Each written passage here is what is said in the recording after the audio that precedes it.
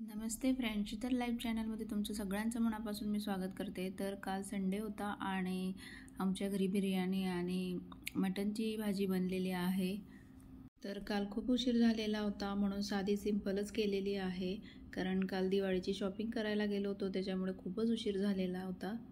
जर आपल्याला उशीर झाला असेल तर अशी नक्की बिर्याणी ट्राय करून बघा आणि आवडली तर लाईक शेअर सबस्क्राइब करायला विसरू नका। तर कुकरमध्ये मी तेल टाकलेलं आहे, खडे मसाले टाकलेले आहे, कांदा टमाटर आणि थोडीशी हिरवी मिरची टाकायची आहे आणि आपले बिर्याणी मसाला टाकायचा आहे, कांदा लसूण चटणी टाकायची आहे, चांगलं परतून घ्यायचं आहे आणि आपलं मटण शिजलेलं आहे त्याचं थोडंसं सूप टाकून आपण त्याला चांगला परतवून घेणार आहोत आणि त्याच्यातलं मटण शिजलेलं त्याच्यात थोडंसं टाकायचं आहे, आपल्याला भाजीसाठी पण राहू द्यायचं आहे।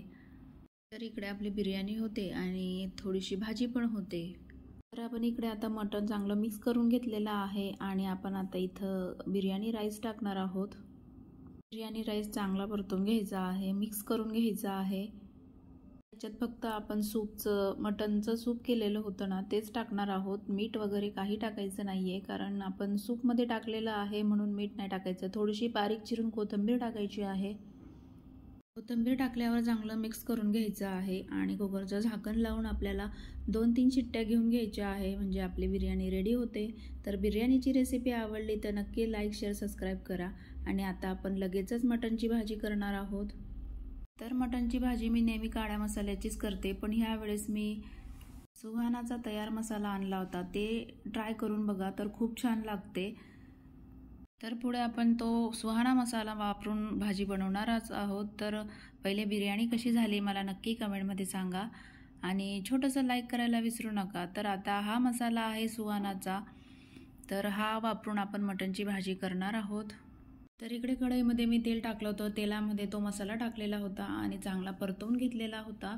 तर परतवल्यानंतर असं वरती तेल सुटतं आणि तेल सुटल्यानंतर आपल्याला त्याच्यात मटणचं सूप टाकायचं आहे आणि मटण टाकायचं आहे, तर आपली रेसिपी लगेचच तयार होते।